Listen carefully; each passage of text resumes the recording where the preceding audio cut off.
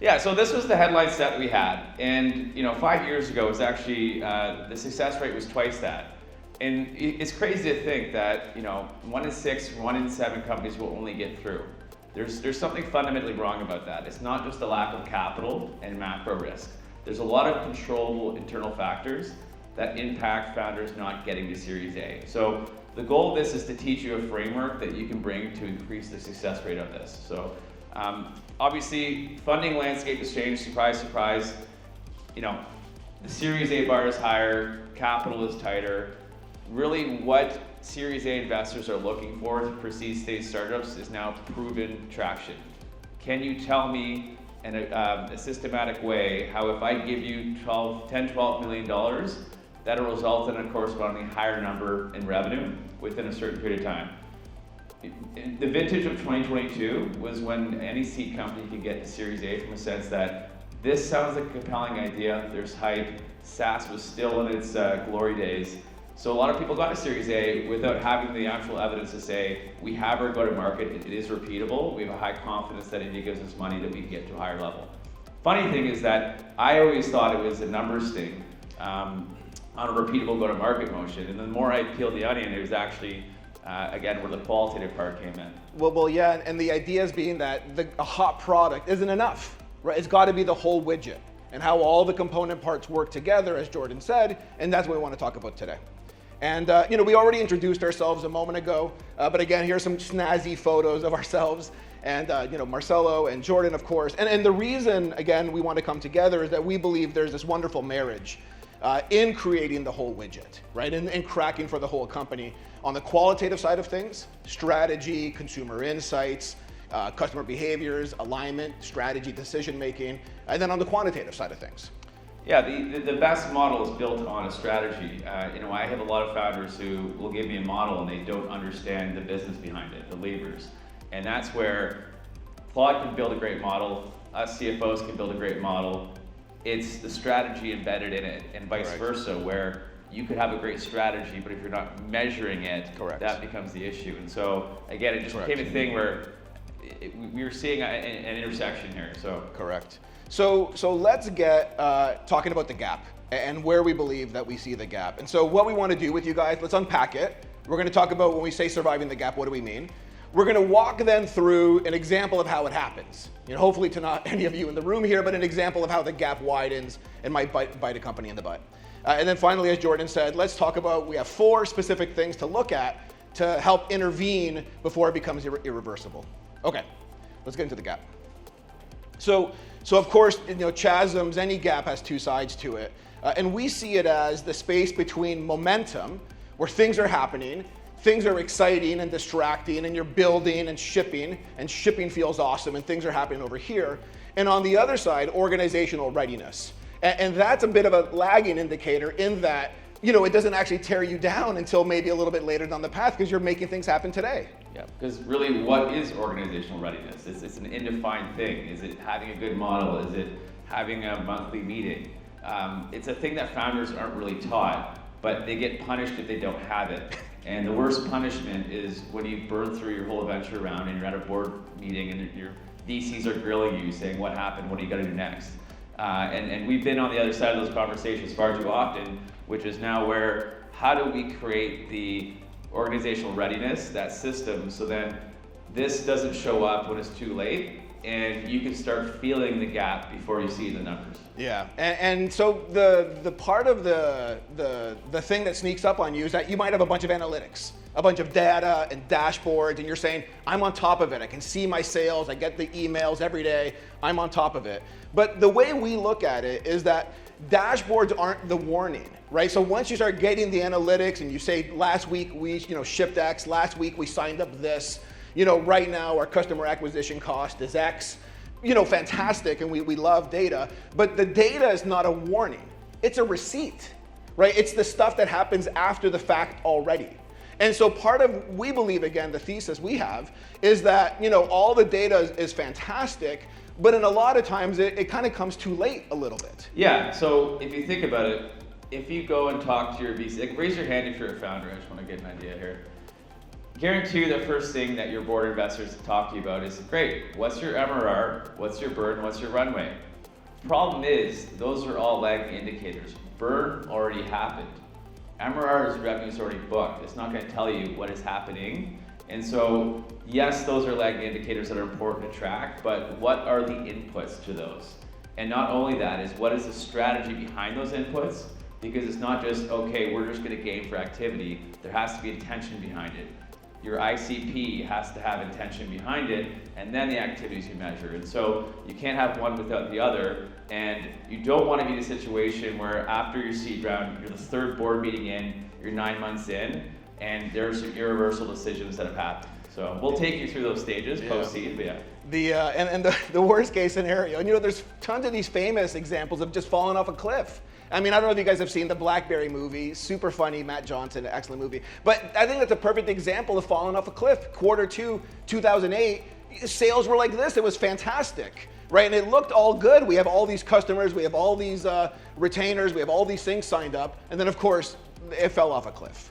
And so again, just to wrap up this intro, that motion feels and it looks like traction, things are happening, you're signing up customers, amazing, you're getting into the room, you're brainstorming, you're crushing things. It feels good, it feels like movement until it doesn't. And that's sort of, again, these orange slides are gonna be the scary slides. And so that's the thinking, is that we don't want you guys to fall into the trap. Yeah, and just to add, like, every seed stage company that has failed, it's not because they weren't busy and hustling. And that goes back to the motion, right? Is it traction? You're hiring these people, but are you hiring them with intention? And so these are the things that will show up now. Okay, so we want to give you an example, and depending on where you're at in your journey, you might see yourself in these, but we want to walk through 5 specific stages of how the gap happens. And again, we're going to attack it from 2 sides of the same coin. We're going to talk about what's happening on the people side, on the strategy side. We're going to talk about it on the quantitative side. Okay. So again, roughly speaking, we kind of see it as, right? So let's talk about the foundation, those early days, it's brilliant. Acceleration, things get exciting. We're going to talk a little bit about this middle point, drift, where now maybe you haven't felt it, but something's happening under your feet. Exposure, and then finally the breakdown. So let's walk through. Both mental and company breakdown. I mean, hopefully not. Hopefully not. God forbid. Okay. So the early days. This is exciting. You've gotten together. You got the LinkedIn press release out, 1,000 likes, $5 million in the bank. It's amazing. Things are feeling super good, right? So everything feels manageable on the number side. Yeah, and one of the things is that at this point, your business is simple, but simplicity is not clarity, right? So you and a co-founder and a couple devs and a handful of customers, of course, you can know every number, you can kind of know the direction, because you can count it in your head pretty quickly. Problem is that where you're at now is not going to be where you're going to be in 12 months and the level of complexity that you have. And so, sure, I can calculate my burn in the back of my head while I'm in an Uber ride going to see my 3rd customer. Yeah. So right now, what the good founders do, the 15%, is they're building the foundation for both of these. On the quantitative side, it's just, how do I connect spend with the business outcome? So this isn't about, make sure you have a good, fancy, QuickBooks account and whatnot. It's just, am I putting the rigor to say, I have this money and I know I need to improve the outcome of this business, and what decisions to spend do I make, and what outcome am I trying to get? Yeah, and on the other side, things feel natural. Right? It's just you and perhaps a few partners. You guys can get into a room. You can crack the problem. You're coming up with ideas on the fly. You're maybe briefing people in, the founders in every conversation. So alignment and the strategy feels really natural. It feels super good. And this kind of feels like we're playing jazz. Right? So in those early days, it can feel pretty nice. You're like, guys, we're going to crush this thing. And it all feels very organic. So happy smiling emoji. Everyone loves it. No orange slide yet. So now, God willing, okay, arrow starts to go up. You start to get some traction, things get exciting. You realize, holy moly, this is gonna work. People really want this thing. Yeah, and so really what we're seeing now is that now the founder isn't in every conversation. Now we have employees. Now you're all of a sudden have your investor relations hat on. Oh crap, I have to do that board meeting, I have to do that investor update. What numbers do I have? Now you have obviously employees reporting to you, you have customers, problems are coming to you. And so right now you're kind of like, the model in my head of the burn is kind of, it's there but not there, but you know what, we have cash in the bank, things are fine. When you're trying to make spend decisions, you're looking at your bank balance saying, I think that's fine. But you're not creating those fundamental metrics, because right now you may have gotten those initial customers, whatever initial traction, but now you're not creating by this month, I expect my pipeline or this indicator to be this. If it isn't, why? Because right now, maybe you're just off your target by 10%. You're like, we'll make it up next quarter. We have all these great conversations, but you're not answering the question of, after this month, if my pipeline or my CAC was higher, why? What surprised us? Because it's not so much about having the budget set and the targets. It's, I am trying to systematically create repeatability in this business. I'm trying to de-risk it by saying, these are my core growth assumptions, and did it happen or not? If it didn't happen, why? And how are you changing the future spend decisions? And so that's the foundation that you can still get away with it. Money's in the bank, there's still some growth, you can still explain away some things, but the gap is starting to feel, but you still have money in the bank, you're still riding the high. Yes. It doesn't feel painful. Correct. And this is when, things start to stretch a little bit. This is when you realize, man, we need to have Jordan in this meeting. God, we can't make a decision without Jordan right now. The bottleneck starts to emerge. Jordan being the founder, not the CEO.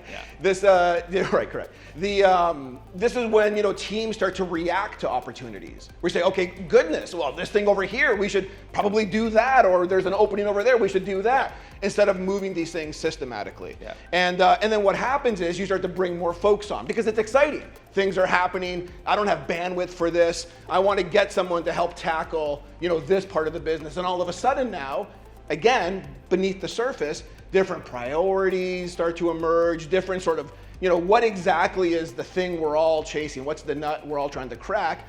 The beginnings of those separations begin to happen here because things are accelerating, it feels good, and again, this informal behavior that really worked in the beginning is starting to not work.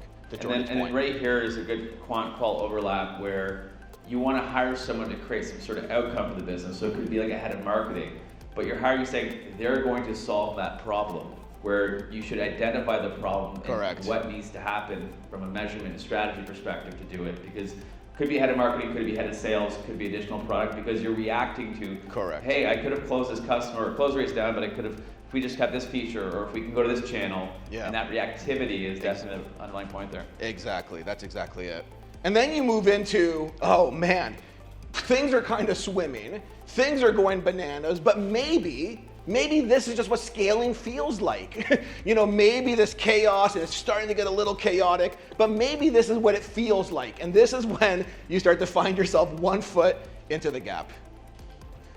Yeah, and this is where, again, like the gap starts to become visible. And by then you've had a couple of board meetings where first board meeting, hey, close the round, great, I know you get your stuff together. Second board meeting, okay, targets are a bit off, and the investors are trying to ask questions on things like retention or CAC, and you're kind of fumbling around. Third board meeting, this is when it becomes a pattern, and then they start to, obviously the goodwill has eroded, and where the tough questions come in on the runway and spend decisions. And so if you were doing reactive spending and reactive decisions, now you're looking at, I have less than a year of runway most likely, and my revenue's off, what do we do? And at this point, again, we can model out a lot of things. Your CFO can come in and model out things, but it goes back to the core focus of the business and what that underlying customer strategy decision makings are happening. And it's less so, I could give a founder a ton of metrics on a timely basis, but if they're not incorporating that into the decision-making system on the qualitative side, all of that becomes a moot point, because the alarm bell's ringing, and we've done this with some clients where it's like, hey, we're showing you these signals, but you're not reacting, but then it goes back to the qualitative side. Correct. What's happening? And this is when things like the cross-functional decision-making, right? Whereas Jordan said you might have some great channel stuff going on over here, some marketing opportunities over here. You're trying to kind of get the brand, capital B, get the brand out into the world. And this is where it stops working, right? Because again, as a founder, you kind of have all these things in your head. So you kind of get the brand, you get the product, you get the messaging, you get the sales. It's all in your head, it's all in one thing. At this point, it starts to break. Because now you might have a social person who's kind of wrangling your socials and showing up in places, and their decisions may not compound or multiply the decision making going on with your sales team, that are out there converting and driving transactions. And that's really it, because it's like, you have pipeline leakage or customer retention leakage. It's the decision-making leakage where from founder to now you have multiple channels between the front point and founder. Are those decisions compounding and aligning with what you want as the founder in the strategy sessions? And so that all of a sudden they're fraying and they're all going off in different directions. Yeah. A great anecdote is you can stand in the sun and you won't be burned as quickly as if you had a magnifying glass that focuses the sun rays on you. So there's kind of just the power of focus and the compounding from the strategy side and how it shows up with the quantitative side. Correct. And so those one-off problem solving, it starts to bite you in the butt now. Oh my goodness. Right, so now you've gone through that and now you start to realize, gosh, we're in a bit of a mess. We're spending money, we have people hired. Oh man, how did we get here? And this is honestly, so again, I run a fractional CFO and accounting firm for startups, and this is oftentimes when I get the VC call. So at this point, we're on the last million on revenue, last 9 months of burn, of runway at the current junction, and your goodwill with investors is lost. There's likely no Series A on the horizon. 5 years ago, a smooth talking founder could certainly get their way out of it and find it. This is where these called seed extension rounds might happen. The problem with seed extension rounds is it's just you're glorifying mortgaging your common shares, because there's a thing called the I don't want to get you technical, but pref stack, so liquidation preferences for preferred shareholders. You're a common shareholder, your investors preferred shareholders. They're going to get their money back before you do. So you might think, great, I still have 35% of my company. That's if you sold at the valuation you had, which more than likely is not, because the price someone will buy you at is much different than the price they'll be invested at. And so the challenge there is that a buyer is going to say, you're a $3 million money-burning startup. I'm just going to buy you for basically pennies on the dollar. And we see this happen a lot with founders. And so you can still get out of this situation if you haven't kind of been the gap. Your both feet are doing this, but you're still holding up. Yeah. But this is where I typically get called in, and it goes back to decisions not being made with the business feedback loop in mind. So they're like, we're trying to grow, we're solving these product problems to keep the customers around, but they're not creating that weekly and monthly cadence of saying, we're making this decision and we expect this outcome. Did it happen or not? If it didn't happen, why not? And how do we then inference it for the next one? So it's funny because at this point, a lot of these founders are passionate with the product. They know exactly what the customers are saying about the product. I ask them that about the business. So what levers are there for your business? They go, we're trying to grow revenue, keep burning line, we'll continue to create pipeline. You're just throwing numbers on the board. It should be, this is our pipeline generation activities, and this is how it informs our customer success activities and our product activities. And at that stage, you have individual owners where we go back to the leakage and the decision not compounding. They're interpreting things in a different way, because what is the strategy? Correct. What is our unique value proposition? Correct. And this is where, again, as a brand person, I love analytics. I love this stuff. but the problem that happens here that we usually see is that rock star marketing hire, right? He's got a dashboard, and she is going to be juicing that dashboard. Same with the social people. They're just tracking this metric. We're just tracking how many follows or how many whatever. And so what happens now, in the absence of this centralized framework of how to make decisions that compound each other, everyone's just out there juicing their different metrics. And these may not amplify or multiply each other. And so what really happens is now you're sitting on, and maybe you did make a rock star hire, or maybe you brought on a few juniors you were going to mentor up, and all of a sudden now you're thinking, how do I bring these things together?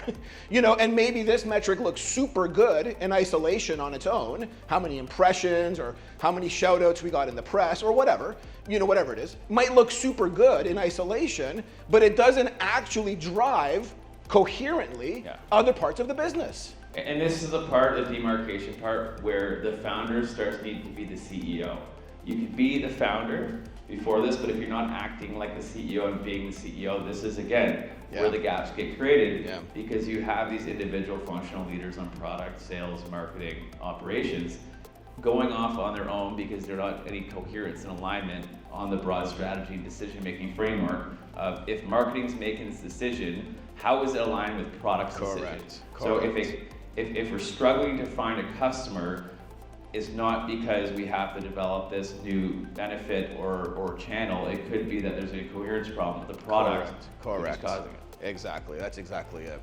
So then again, let's say we muscle through this. Let's say, we again just bulldoze our way through this phase, and oh gosh, now we're legitimately in trouble. The gap has become insurmountable.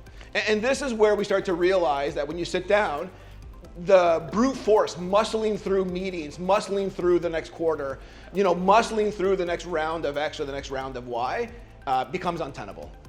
The bill comes due, and that's exactly it. So you're fooling yourself in these projections. The projections become a story versus a business tool, and it's always like we're still going to double. We'll just have a big quarter, and we'll get through that. And that isn't grounded on an actual assumptions. And if you haven't again talked about the business feedback loop and getting the cadence of saying these decisions are going to have bent on this assumption for this output. And if you have not measured it yet, the problem is that you've hired enough people, there's so much activity in the business, the difficulty to start it at this time is hard, especially because your head of marketing, product, and sales has been so rooted in operating a certain way. Now you're trying to create that coherence, and all of a sudden you're starting these new habits while everyone is hustling all these emails and trying to get through all their to-dos. So again, not because they're not busy and not trying, it's just the lack of alignment from the strategy to the output to the return. Correct. And this is where, that what began in the early foundation on the very first slide of our journey, we had this wonderful vision, this capital V vision, and it's diluted by this point. And all of the brand building and all the activities, what you have, unfortunately, not to be dramatic, but you have a logo, right? You didn't actually build a brand with how people make decisions, how we make compromises, how do we collaborate, how do we problem solve. All of those things in my world is what I consider a brand versus just you have a logo and a primary and a secondary color, and you have a typeface, etc. That because you didn't build that part of it. You didn't build the mechanisms to say, here's how we navigate the world. Here's how we're going to keep this central big idea in all of our heads, right? And whether my discipline is marketing, my discipline is, what's the next product, what's the next great version, all of those working in concert to get to that. As Jordan said, right, that's the CEO part of it versus I'm a great engineer, I'm a great salesperson, I'm a great idea person. It's the shift to get from this to that. And this is where we realize that, gosh, we can't just, it's too big now, it's too far from us, that we can't just all get in a room and crack it. That was so awesome a year ago. We could just get in a room and really come up with something. Now we can't. There's just too many component parts, and it's gotten away from us. Yeah, and that's the big part. And before you jump on, one thing that you'll say, because Marcelo on the qualitative side never once said mission, vision, values, because that is the in-the-box strategy you're taught as a founder. But it's actually much more nuanced, and it goes to even more day-to-day.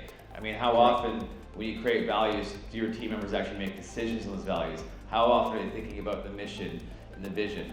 And so what we're trying to steer the ship towards now on the strategy side is that there are things that if you have the guy, so the brand, and I personally, we disagree. I hate I connotate the word brand as saying brand marketing thing, but I'm starting to become a converter that brand is actually more, there's an internal part, there's another side of the iceberg, which talks about the decision-making operating system that happens in the day-to-day. Yeah, and it's true, and and again, there is some intangibles to this culture and all these things, but you can codify that. You can codify how is it that we then bring together data. How do we internalize data and spit it back out in our own discipline? All of that stuff, again, selfishly in my world, is when I think of capital B brand. It's the people capital. It's how we work as people together, how we train and hire. On what dimensions do we promote people? How do we know that this person actually can live and breathe the capital V vision that we talked about from before? All of that intangible people stuff is how you get to a brand and not just a cool logo or a cool website.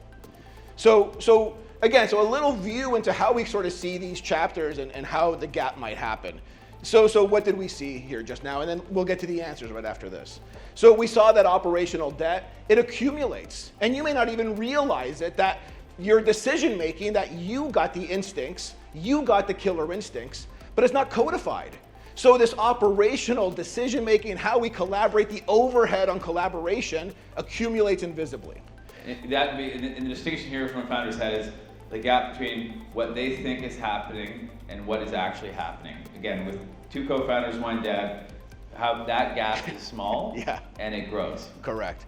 We saw that dashboards and having a ton of analytics, it's super awesome. You're watching the sales roll in, you're watching subscribers hit subscribe, but we realized that those dashboards are actually lagging behind the day-to-day reality in the business that sneaks up on you. Yeah. What key activities? So, for example, at this stage, you're obviously trying to get customers, and you might have, again, there's the revenue part, and you're like, okay, well, we're going to double revenue.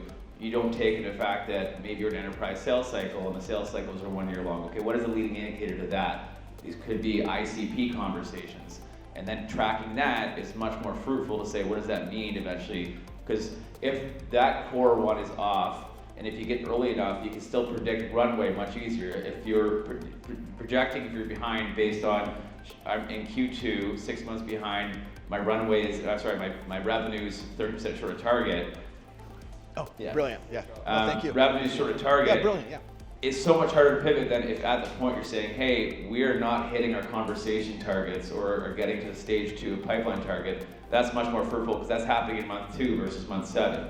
And so all of a sudden there's 5 more months of runway you can pivot with. Correct, that's exactly right. We saw that symptoms get treated, but not the causes, right? So you realize, man, oh man, we're not attacking this channel. I got to hire a rock star, salesperson, or boy, oh boy, we're not showing up. We're not getting enough impressions. People don't know we exist. We got to hire a really hot, PR person. The question you asked is, am I making decisions based on vibes? Yeah. No, and am I just plugging holes, right? Because again, like it feels like, gosh, I have a to-do list. I got to do this. I got to do that. I got to do this. But again, without this, we're going to get into this underlying codification. You're just treating symptoms. And again, it kind of has to happen. It's on the to-do list. These are things you have to do. But what happens is that it starts to accumulate over time.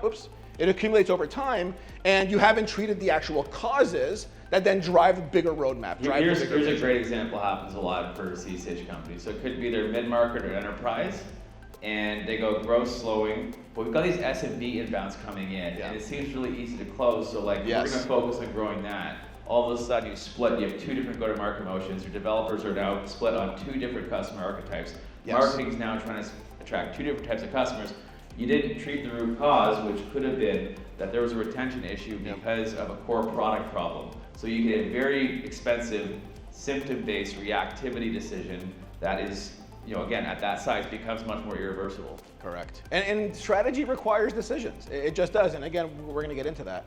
The other risk is that those early exciting days when growth is happening and you're going from 0 to 1, that's cool, that's exciting, and you go from 1 to 100, brilliant. But again, that part, that shiny bauble, can actually hide what's going on. And so it's important to have that discipline. Then I'll get caught up that today, okay, we made the quarter, cool. You know? I mean, it's this point, again, if you're growing a founder who's a really great salesperson, doing a great job, they're masking that their 2 AE hires are not actually hitting their quota, the burn is ramping up. If you think of the sales and marketing dollars, are going up much higher than how revenue is growing up. So that's like the sales efficiency ratio. Or it could be this, if you're PLG, you have this great one customer channel and it's just effortless. And again, these are early adopters, right? These are people that don't need as much convincing as the adoption curve, the mass middle there. And Correct. It gets harder as you go. And then finally, of course, as we saw in the example, eventually it crumbles under its own weight. Too many people, too many different directions, too many pots that you have your fingers in, and eventually it catches up. And so again, the way we see the gap happening. And to put a finer point on it, that the line going like this, right? Growth can be linear, fantastic. You're gonna go from this to the next thing, to the next thing, to the next thing, fantastic. But along the way, all the other stuff, the new people you got to bring in, how you start to brief in, that part is exponential. And then you realize that, gosh, it's not just one foot in front of the other. It's, my goodness, there was all this groundwork that needed to be laid to get here. So, and again, to put a final, do you have a thought on that? Or? No, I think it's great. I mean, less is more with this. Yeah. This is exactly it. Yeah, and so again, orange scary slide. The product scaled, so fantastic. The company itself, right? The people part of it, selfishly what I call the brand. How do we do stuff? That didn't scale. Yeah, and I just want to pause there because this is really what I see kind of in the final months, and it's growing yourself up as a team, as a leadership team, and in creating the right decision-making systems, the brand, and then tying that obviously with, okay, and what were the outcomes with my leading indicators or the business feedback loop system you put in. So that's so we've scared them a lot, Marcelo. Yeah, I know. So I really it's good. think that there are brighter times ahead. Yeah. So thank you very much. That's the end of the show. But okay, so let's talk a little bit now about what are some things and how do we start to attack that. And some of these you might have inferred from the story, right? But let's bring them to life a little bit. And so the first thing, of course, is it's easy to go on instinct, right? And sometimes your instinct is right. Sometimes you got killer instinct, and as Jordan said, maybe you know the customer, you know them, and you're just sort of doing stuff and it's clicking. But the first thing we want to unpack, right, is this idea of every last single assumption, the quant and the qual. You got to challenge all of this stuff. You can't assume anything, take any of it for granted. Yeah, and so this goes back to being obsessed with how does your customer or prospect make decisions? How do we get at where do they make decisions when they are looking for this? And then what are the timeline for them to make a decision with what budget? And this is again where a lot of founders might simplify and say, well, we're looking at double sales, we're just throwing a bunch of money at it, and we're going to measure our CAC. It's actually much more nuanced than that, and it is really identifying. I always call it quantity, conversion, velocity, right? How many, how quick, and how successful. And if you measure those three in the growth assumptions religiously and say, are these tracking the way they should be? If I'm hiring a head of marketing, what happens to quantity, conversion, velocity? And what does that mean to then your actual revenue and thus your burn? And so being religious about those things is important in the assumptions. And even on the people side, so this is like a quick list, as a recall from the story, but the list goes on and on and on. And even things that you might think to yourself, well, gosh, I'm going to hire, I got a buddy, he's a killer marketer, I'm going to hire this guy. And you might be thinking that great headcount is going to free up capacity. Yeah. And it doesn't, it just creates organizational drag.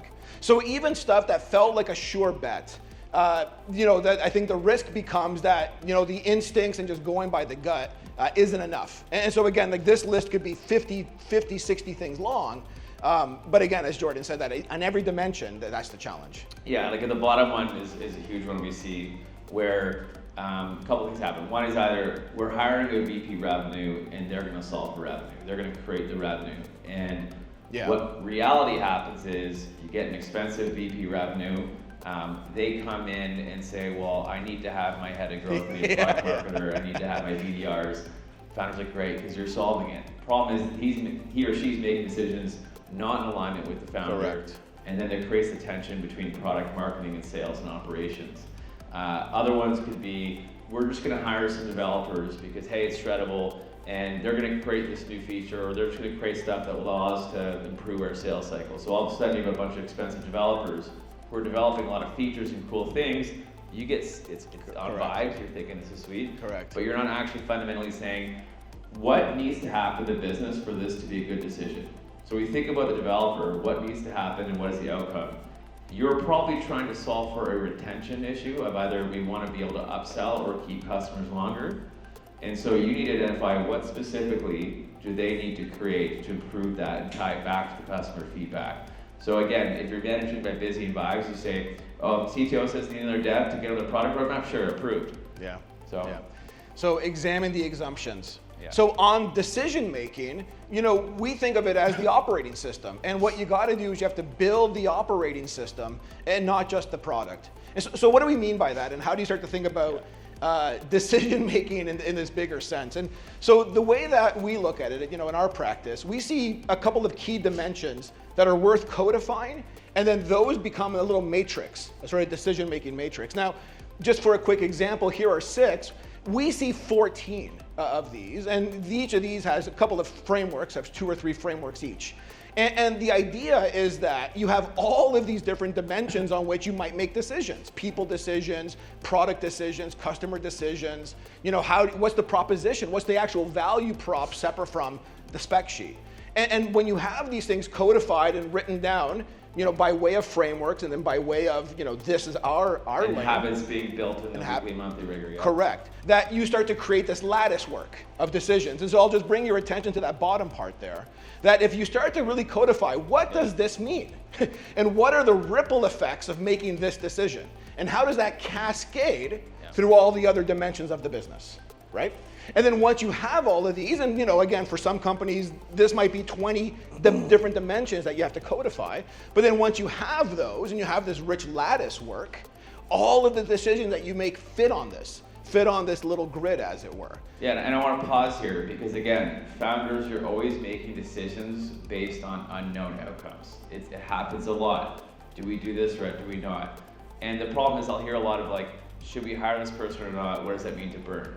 Which is much too not nuanced enough, where it actually, again, taking it through this rigor, you identify why it's a good decision or not. So I kind of akin it to like, the whole game where like you have the toe on the top and it kind of bounces around. Yeah, exactly. And it's like you want to be able to map out, okay, if this happens, what does it mean here and here? And this is really the key part I want to emphasize because this finance can't solve it alone. Yeah. Strategy can't solve it alone. Correct. Combining the two, making better decisions with this operating system is kind of where we see the key crux of the gap being solved. Correct. And the truth is that that's so bizarre. The truth is that strategy requires decisions, right? And so there are times when there might be this opportunity, and you might say to yourself, "Gosh, we should go do that." And sometimes the answer is no. And sometimes you have to have a few no's for every yes. And I think that's a part of the discipline that in the early days might feel counterintuitive. Why would I say no to something? But then again, as you move through and you start to scale up, I think that discipline is actually what then really starts to shine through, and you become famous for it. So on that, right, there's what we look at is there's one truth here. There's a thing at the core, but there's a lot of ways in. And so, in the story, and as Jordan said, you saw this example that you have, perhaps a salesperson that has their methodology, the way that they like to work and what they think really ticks it off. An operations person, a product person. And so the instinct is to let everyone do their thing. Let everyone have their version of, here's how I do my discipline. Yeah. And it kind of makes sense, but then what you end up happening is you have all these little micro strategies, right, counter to the operating system, where you might have this idea that, we have a culture and the culture is about hustle mode and we're hustlers and that's cool. And you might have an ops person and their strategy is efficiency and we're gonna just really cut out all the nonsense. You might have a comms person, a marketer, and they got a big shiny billboard with a tagline on it. And then what ends up happening is you end up with a dozen different little micro strategies. And this is where the leakage comes in. So it goes back from founder to then end decision here. Yeah. It happens, and that creates more spend, more distortion. I want to go back to that one slide before. I think this is really important. Alignment isn't agreement, it's consistency. Yeah. And so you think about how many times as a founder you're on a Zoom call or in a room, you're trying to get alignment. And the thing is that it's not about getting a general agreement. It's being consistent with the strategy, the decisions, and the output. And so I really want to emphasize that because I see that breakdown a lot in the leadership room. Yeah. And that is a symptom of that gap. So you want to say the consistency part is not does everyone feel good about this, is what degrees that adhere to the strategy we're trying to do here. Yeah, you could be all aligned as a unit and still go off course.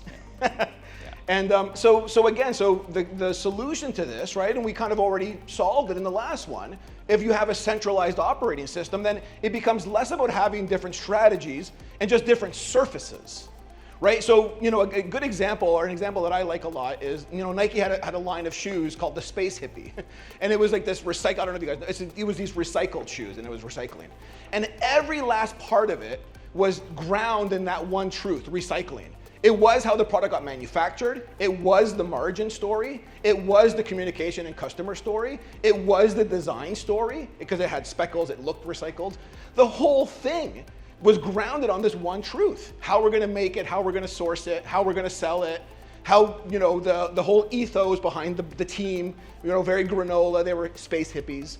And the whole thing was just grounded on that. So when they were having a conversation on how's this product line doing, a money margin conversation, it came from the place of, well, we're starting with recycled rubbers, it was already in the factory, ergo the margin is this. So the money conversation, the brand conversation, the whole thing was grounded on a singular truth. I think that's a great example of the fact that you can have, you know, the one story with just many surfaces. Yeah, and a kind of good gut check here for founders is, if I remove myself from the business for 30 to 60 days, do I have confidence that all these individuals are singing from the same song sheet, from the decisions that they're making are in alignment with what I would have wanted, right? Because at this point, you're not a founder, you're a CEO. You need to delegate and elevate these functional leaders. And if they can't get through 30 to 60 days without causing misalignment, that's a problem, because again, you don't want the founder reacting and again, back-to-back meetings, and things are in motion because of that. You're making poor decisions, things compound. Correct. And again, it's a discipline. It might feel like, gosh, we got to plug this hole. Really, it's about solving for the bigger thing. Okay, so that's one story, many ways in. And then finally, of course, it's the signals. And all of these come from the story, the story with the case study we shipped. But the idea here then is that a lot of the signals that you need to be reading, for better or for worse, aren't on the dashboards. The MRR and all these things are awesome. They're easy. They're right there. You got the cool little graph.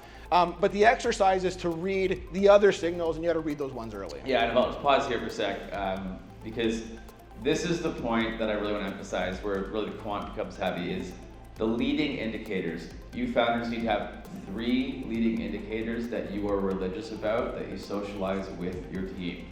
What these leading indicators are can be nuanced to your business, but you ask yourself, in order to hit my goals, what needs to be right? What needs to happen? And then how do you measure that? And that should be upstream enough that it isn't actual revenue or anything lagging. And so that's a good way. I always found I try to pose metrics as questions to founders so they can then tell it, because obviously founders, you guys are lying in bed asking yourselves a million questions at night. And so hopefully we can focus those questions a bit. And so even some examples that we saw in the story is that even little things like decision velocity. Gosh, like we can't just get into a room and just crush these answers anymore. That's a leading indicator. You start to realize, my goodness, maybe we don't have this central organizing construct. Yeah, and I mean, a great part here, like the decision velocity required founder is a great gut check first one, where again, are you being pulled into things that these people should be able to solve for themselves? So again, going back to, are you being in the business versus on the business? Yeah.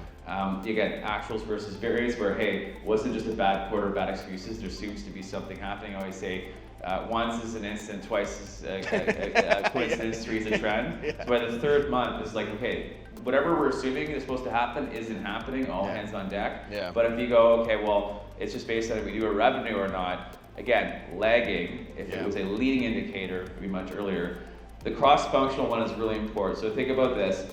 If I were to change the price of my product, what is the decision-making process for that? Correct. And if it does take a multitude of meetings, that means that you're not singing the same song sheet right now. Correct. That's exactly it. And so again, a lot of these things, won't get served. A lot of these things won't get served up conveniently on a dashboard. These are the things that you kind of have to develop an instinct for, to see, wait a minute, gosh, like this is taking 5 meetings to get solved. Something's not cooking. We don't actually have the actual thing that we need. I might be pulled over here, but I actually technically need to be solving for this. Yeah. And again, that's part of the discipline that we think you got to watch out for. So those assumptions, you can't make any of them. Even the stuff that like you think about qualitative, what the voice of the customer is doing, double check it. You got to double check it. You got to build the operating system. It's not enough to have killer instincts. You got to take the killer instincts out of your head and codify them. And codify them in a way where many different folks can use it, where the same thing in the middle is relevant to marketing, to ops, to your HR person, your salesperson. You got to have the one thing that's relevant to the many ways in. You got to have that one source of truth. And then finally, yes, dashboards, and yes, all the exciting money numbers, but you have to read all these other signals that you have to see a little bit before it happens. You got to read the tea leaves before they kind of bite you in the butt when it's too late. Yeah, just to jump on. So like I said, the assumptions part, what things need to happen in order for the plan to play out. Again, the operating system, which is that how decision makings from all stakeholders of the company are done, singing from the same song sheet. One truth, many ways in. Certainly, I find this, I interpret it as a lot of founders, when I catch them kind of at the stage 3 or 4, The number one thing they say is, I don't have confidence in my numbers. I don't have a pulse in the business. What I'm seeing doesn't match my day-to-day reality. And so that goes back to that kind of source of truth of that dashboard, but in a way that has leading indicators that then tie to kind of how you report to the stakeholders, because obviously all the board members. Correct. I always laugh where founders are scrambling to prepare a separate report for the board versus what they do in a month to month, right? You want to have that alignment. So if you have the board story versus the management story, that's the signal, the gap right there, tangibly. Exactly. And then the signals are really like the leading indicators, being religious about those 3 leading indicators is going to be critical, and having that be aligned with the product marketing sales functions. Yeah, that's exactly it. And so if we were to take all of these, if we take this as the thesis, and how would we put it into one thing?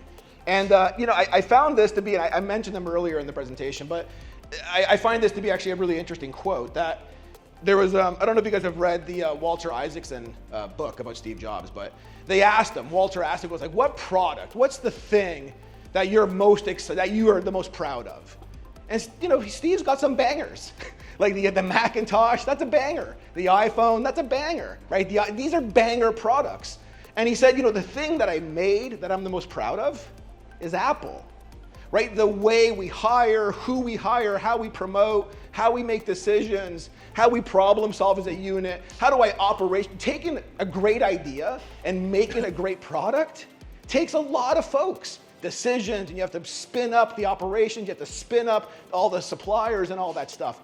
All of that together, and how we do that in a scalable way to get to 4 trillion, right? That's the thing I'm most proud of. And the products are great too. They came along by solving for this.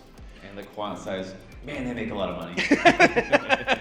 And with great margin. So again, it was the thing that was awesome. Going from the garage, knowing who's in the inner circle, how we think about this stuff, and codifying in a way where the person after me, my successor, knows it too. That's the secret sauce. And so, all this to say then that, if you take nothing else away from this presentation, is that we believe, surmounting the gap, the biggest opportunity isn't just the product. You gotta have a killer product. But it's not just the product you're making, it's the company you're building. And all of the operating system, all of the leading indicators, all of the getting it out of the founder's head and putting it into a way that everyone else can leverage and actualize.